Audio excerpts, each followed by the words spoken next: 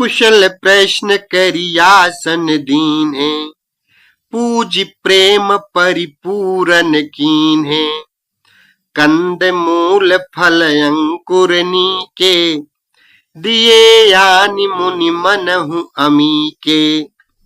कुशल पूछकर मुनिराज ने उनको आसन दिए और प्रेम सहित पूजन करके उन्हें संतुष्ट कर दिया। फिर मानो अमृत के ही बने हों ऐसे अच्छे अच्छे कंद, मूल, फल और अंकुर ला कर दिए।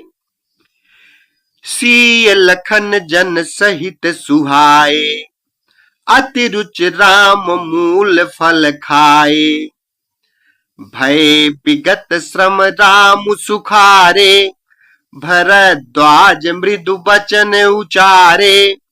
सीता जी, लक्ष्मण जी और सेवक गुह सहित श्री रामचंद्र जी ने उन सुंदर मूल फलों को बड़ी रुचि के साथ खाया। थकावट दूर होने से श्री रामचंद्र जी सुखी हो गए। तब भरद्वाज जी ने उनसे कोमल वचन कहे, आज सुफल तपु तीरथ त्यागु, आज सुफल जप जोग विरागु। सफल सकल शुभ साधन साजू, राम तुम्हि अवलोकत आजू। हे राम, आपका दर्शन करते ही आज मेरा तप, तीर्थ सेवन और त्याग सफल हो गया। आज मेरा जप, योग और वैराग्य सफल हो गया और आज मेरे संपूर्ण शुभ साधनों का समुदाय भी सफल हो गया। लाभ अवधि सुख अवधि न दूजी, तुम्हारे दरस आस सब पूजी। अब करी कृपा देहु बरयेहु, निज पद सरसिज सहज सनेहु। लाभ की सीमा और सुख की सीमा प्रभु के दर्शन को छोड़कर दूसरी कुछ भी नहीं है। आपके दर्शन से मेरी सब आशाएं पूर्ण हो गईं। अब कृपा करके यह वरदान दीजिए कि आपके चरण कमलों में मेरा स्वाभाविक प्रेम हो। कर्म वचन मन छाड़ी छलु, जब लगी जनु न तुम्हारे। तब लगी सुख सपने हूं नहीं, किए कोटि उपचार। जब तक कर्म, वचन और मन से छल छोड़कर मनुष्य आपका दास नहीं हो जाता, तब तक करोड़ों उपाय करने से भी स्वप्न में भी वह सुख नहीं पाता। सुनि मुनि बचन राम सकुचाने, भाव भगति आनंद अघाने। तब रघुबर मुनि सुजसु सुहावा, कोटि भांति कही सबहि सुनावा। मुनि के वचन सुनकर उनकी भाव भक्ति के कारण आनंद से तृप्त हुए भगवान श्री रामचंद्र जी लीला की दृष्टि से सकुचा गए। तब अपने ऐश्वर्य को छिपाते हुए श्री रामचंद्र जी ने भरद्वाज मुनि का सुंदर सुयश करोड़ों अनेकों प्रकार से कहकर सबको सुनाया। सो बड़ सो सब गुण गन गेहू, जेहि मुनीस तुम आदर देहु।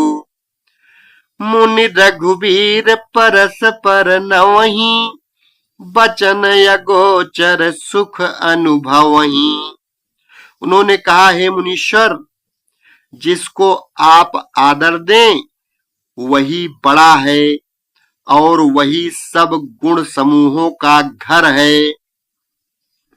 इस प्रकार श्री राम जी और मुनि भरद्वाज जी दोनों परस्पर विनम्र हो रहे हैं और अनिर्वचनीय सुख का अनुभव कर रहे हैं। यह सुधि पाई प्रयाग निवासी, बटु तापस मुनि सिद्ध उदासी। भरद्वाज आश्रम सब आए, देखन दशरथ सुवन सुहाए। यह श्री राम, लक्ष्मण और सीता जी के आने की खबर पाकर प्रयाग निवासी ब्रह्मचारी, तपस्वी, मुनि, सिद्ध और उदासी सब श्री दशरथ जी के सुंदर पुत्रों को देखने के लिए भरद्वाज जी के आश्रम पर आए। राम प्रणाम कीन्ह सब काहू, मुदित भय लहि लोच लोयन लाहू। देहि असीस परम सुख पाई, फिरे सराहत सुंदरताई। श्री रामचंद्र जी ने सब किसी को प्रणाम किया। नेत्रों का लाभ पाकर सब आनंदित हो गए और परम सुख पाकर आशीर्वाद देने लगे। श्री राम जी के सौंदर्य की सराहना करते हुए वे सब लौटे। राम कीन्ह विश्राम निशि, प्रात प्रयाग नहाई। चले सहित सिय लखन जन, मुदित मुनि सिरुनाई। श्री राम जी ने रात को वहीं विश्राम किया और प्रातः काल प्रयागराज का स्नान करके और प्रसन्नता के साथ मुनि को सिर नवाकर श्री सीता जी, लक्ष्मण जी और सेवक गुह के साथ वे चले। राम सप्रेम कह्यो मुनि पाही, नाथ कहिया हम केहि मग जाही। मुनि मन बिहसि राम सन कहि, सुगम सकल मग तुम कहूँ आही। चलते समय बड़े प्रेम से श्री राम जी ने मुनि से कहा, हे नाथ, बताइए हम किस मार्ग से जाएं। मुनि मन में हंसकर श्री राम जी से कहते हैं कि आपके लिए सभी मार्ग सुगम हैं। साथ लागी मुनि शिष्य बुलाए, सुनि मन मुदित 50 आए। सबनि राम पर प्रेम अपारा, सकल कहि मगु दीख हमारा। फिर उनके साथ के लिए मुनि ने शिष्यों को बुलाया। साथ जाने की बात सुनते ही चित्त में हर्षित हो कोई 50 शिष्य आ गए। सभी का श्री राम जी पर अपार प्रेम है। सभी कहते हैं कि मार्ग हमारा देखा हुआ है। मुनि बटुचारी संग तब दीन है, जिन्ह बहु जन्म सुकृत सब कीन है। करि प्रणाम ऋषि आय सुपाई, प्रमुदित हृदय चले रघुराई। तब मुनि ने चुनकर 4 ब्रह्मचारियों को साथ कर दिया, जिन्होंने बहुत जन्मों तक सब सुकृत पुण्य किए थे। श्री रघुनाथ जी प्रणाम कर और ऋषि की आज्ञा पाकर हृदय में बड़े ही आनंदित होकर चले। ग्राम निकट जब निकसहि जाई, देखहि दरसु नारी नर धाई।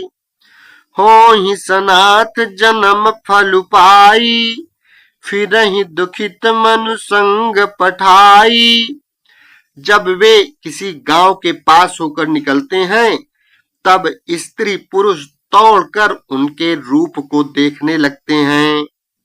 जन्म का फल पाकर वे सदा के अनाथ सनाथ हो जाते हैं और मन को नाथ के साथ भेजकर शरीर के साथ न रहने के कारण दुखी होकर लौट आते हैं। विदा किए बहु विनय करी, फिरे पाई मन काम। उतरी नहाए जमुन जल, जो शरीर समश्याम। तदनंतर श्री राम जी ने विनती करके चारों ब्रह्मचारियों को विदा किया। वे मनचाही वस्तु अनन्य भक्ति पाकर लौटे।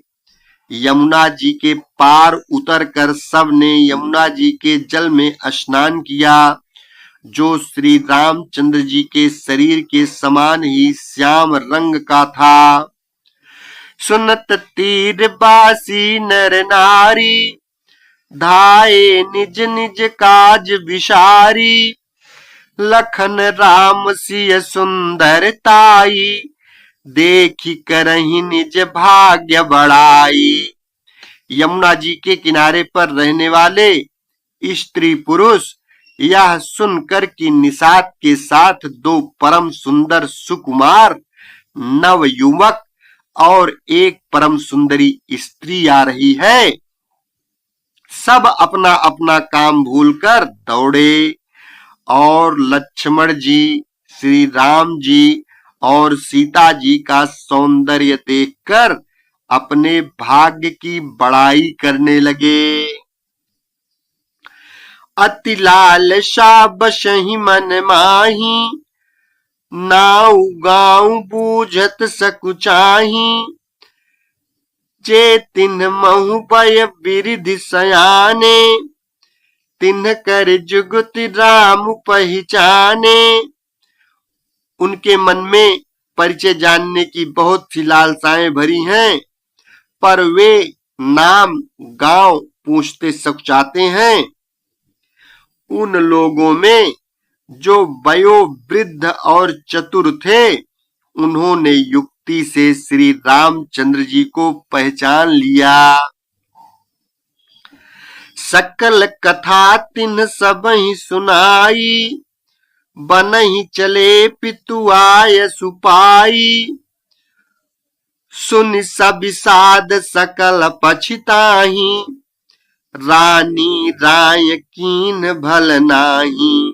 उन्होंने सब कथा सब लोगों को सुनाई कि पिता की आज्ञा पाकर ये वन को चले हैं।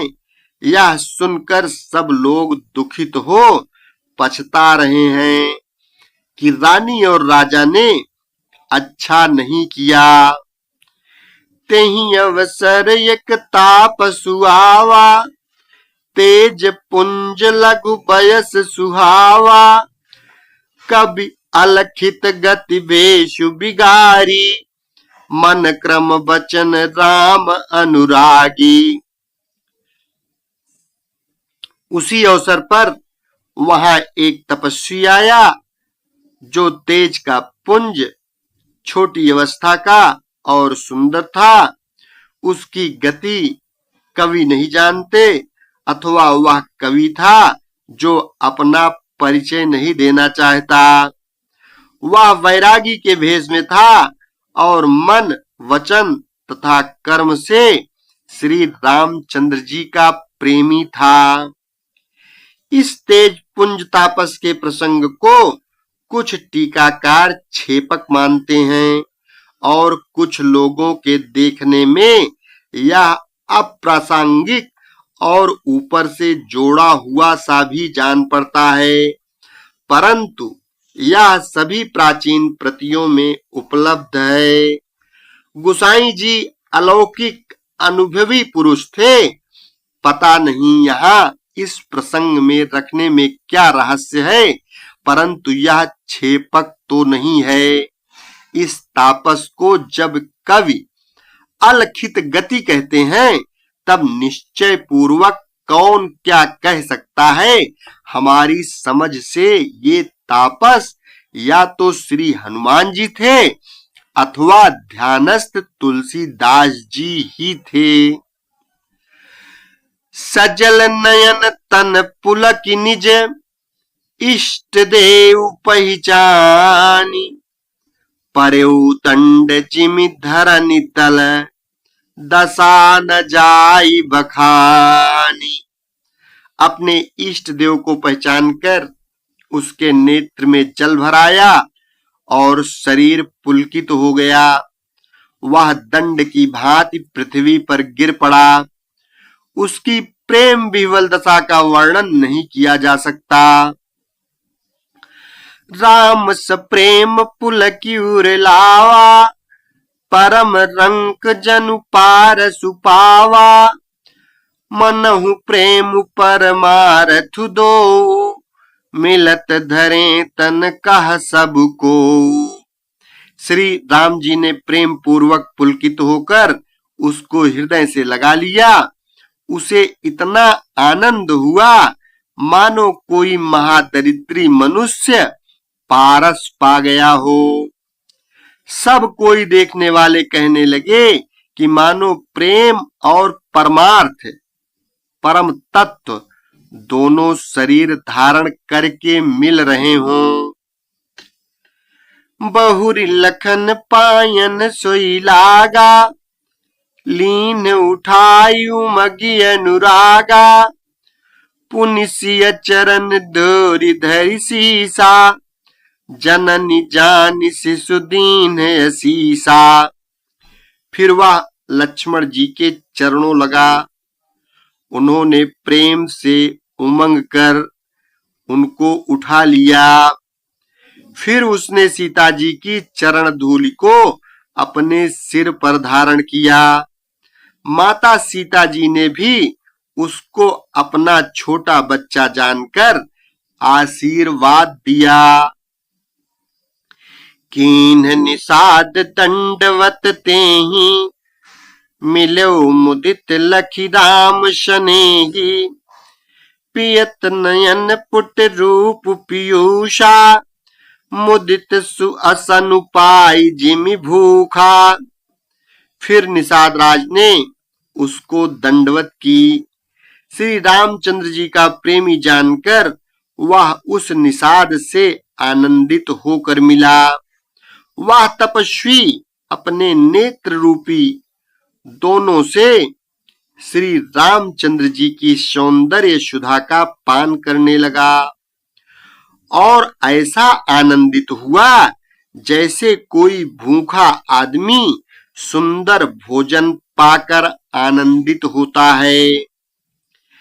जे पितु मातु कहु सखी कैसे, जिन पठे बन बालक ऐसे, राम लखन सिय रूप निहारी, होहि स्नेह बिकल नर नारी। इधर गांव की स्त्रियां कह रही हैं, हे सखी, कहो तो वे माता पिता कैसे हैं जिन्होंने ऐसे सुंदर सुकुमार बालकों को वन में भेज दिया है। श्री राम जी, लक्ष्मण जी और सीता जी के रूप को देखकर सब स्त्री पुरुष स्नेह से व्याकुल हो जाते हैं। तब रघुबीर अनेक विधि, सखहि सिखावनु दीन, राम रजाय सुशीष धरि, भवन गवनु तहि कीन। तब श्री रामचंद्र जी ने सखा गुह को अनेकों तरह से घर लौट जाने के लिए समझाया। श्री रामचंद्र जी की आज्ञा को सिर चढ़ाकर उसने अपने घर को गमन किया। पुनि सिंह राम लखन कर जोरी, जमु नहीं कीन्हि प्रणाम बहोरी, चले शशि मुदित दो भाई, रवि तनुजा कह करत बड़ाई। फिर सीता जी, श्री राम जी और लक्ष्मण जी ने हाथ जोड़कर यमुना जी को पुनः प्रणाम किया और सूर्य कन्या यमुना जी की बड़ाई करते हुए सीता जी सहित दोनों भाई प्रसन्नता पूर्वक आगे चले। पथिक अनेक मिलहि मग जाता, कहीं सप्रेम देखी दो भ्राता। राज लखन सब अंग तुम्हारे, देखी सोचु अति हृदय हमारे। रास्ते में जाते हुए उन्हें अनेकों यात्री मिलते हैं। वे दोनों भाइयों को देखकर उनसे प्रेम पूर्वक कहते हैं कि तुम्हारे सब अंगों में राज चिन्ह देखकर हमारे हृदय में बड़ा सोच होता है। मारक चलहु पया देहि पाए, ज्यों तिस झूठ हमारे भाए। अगम पंथ गिरि कानन भारी, तेहि महासाथ नारी सुकुमारी। मार्ग चलहु पया देहि पाए, ज्यों तिस झूठ हमारे भाए। अगम पंथ गिरि कानन भारी, तेहि महासाथ नारी सुकुमारी। ऐसे राज चिन्हों के होते हुए भी तुम लोग रास्ते में पैदल ही चल रहे हो। इससे हमारी समझ में आता है कि ज्योतिष शास्त्र झूठा ही है। भारी जंगल और बड़े बड़े पहाड़ों का दुर्गम रास्ता है, तिस पर तुम्हारे साथ सुकुमारी स्त्री है। करके हरि बन जाइन जेओई, हम संग चलहि जो आयसु होई। जाब जहां लगी तहां पहुंचाई, फिरब बहोरी तुम्हि से रुनाई। हाथी और सिंहों से भरा हुआ यह भयानक वन देखा तक नहीं जाता। यदि आज्ञा हो तो हम साथ चलें।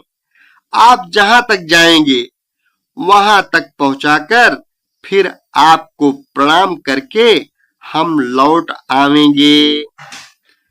एहि विधि पूछहि प्रेम बस, पुलक गात जलु नैन।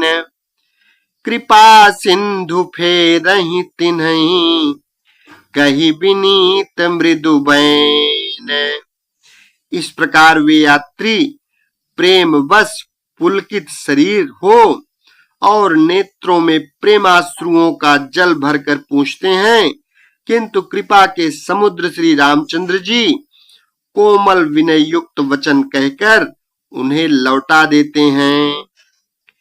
जयपुर गांव बसहि मग माही, तिन्हि नाग सुर नगर सिंहाही।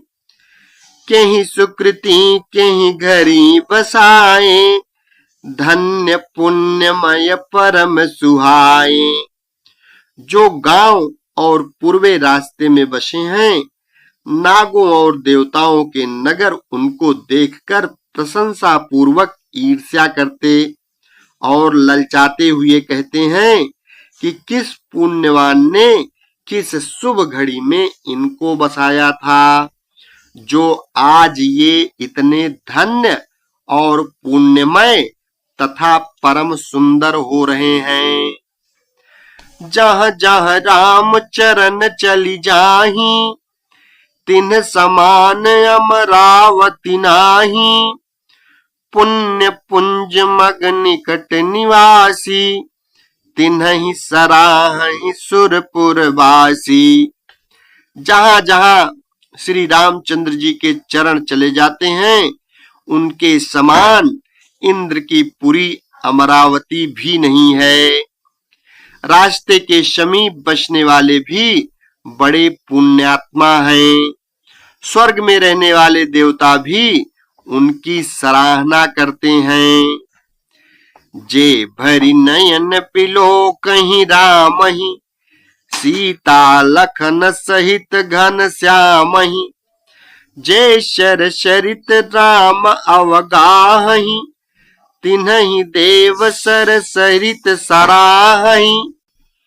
जो नेत्र भरकर सीता जी और लक्ष्मण जी सहित घनश्याम श्री राम जी के दर्शन करते हैं, जिन तालाबों और नदियों में श्री राम जी स्नान कर लेते हैं, देव सरोवर और देव नदियां भी उनकी बड़ाई करती हैं।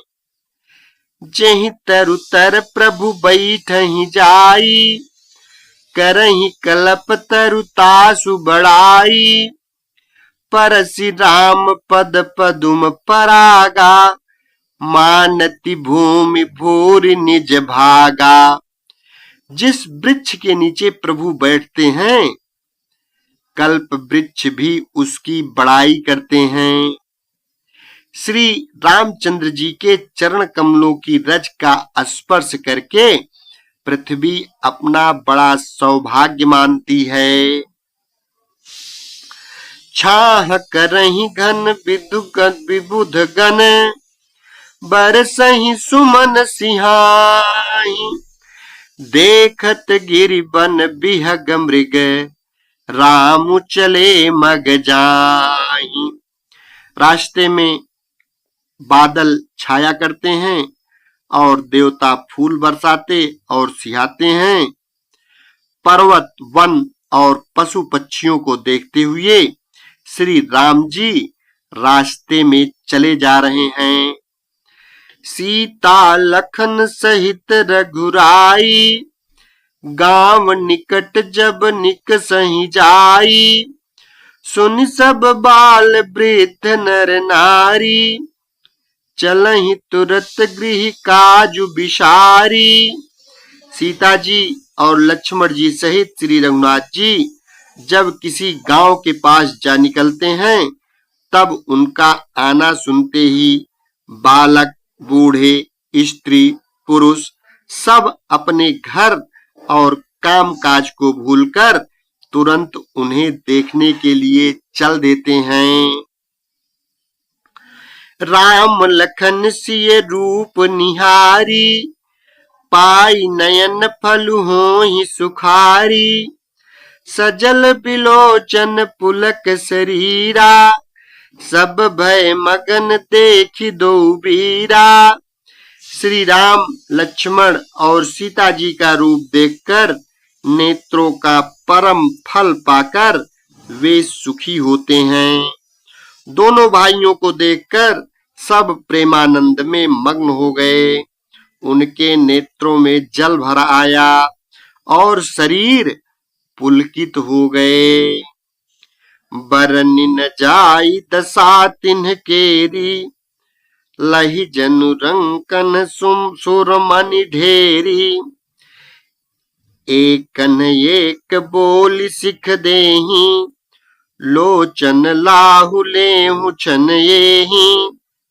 उनकी दशा वर्णन नहीं की जाती, मानो दरिद्रों ने चिंतामणि की ढेरी पाली हो।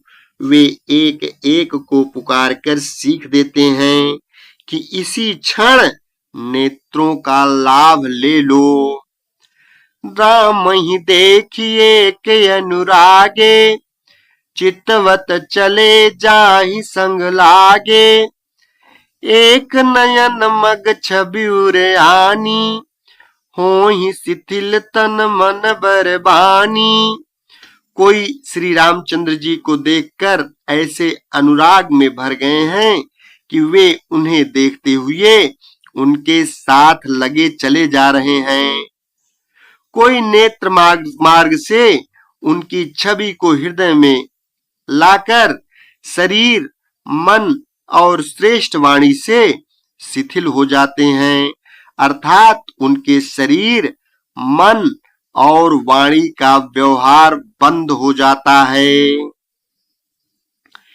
एक देखी बट छाह भली, डांसी मृदुल तृण पात। कहाहि गवाई अच्छी नुक श्रम, गवनब अबहि की प्रात। कोई वड़ की सुंदर छाया देखकर वहां नरम घास और पत्ते बिछाकर कहते हैं कि क्षण भर यहां बैठकर थकावट मिटा लीजिए, फिर चाहे अभी चले जाइएगा और चाहे सवेरे जाइएगा। एक बार प्रेम से बोलो श्री रामचंद्र भगवान की जय। शेष अगले भाग में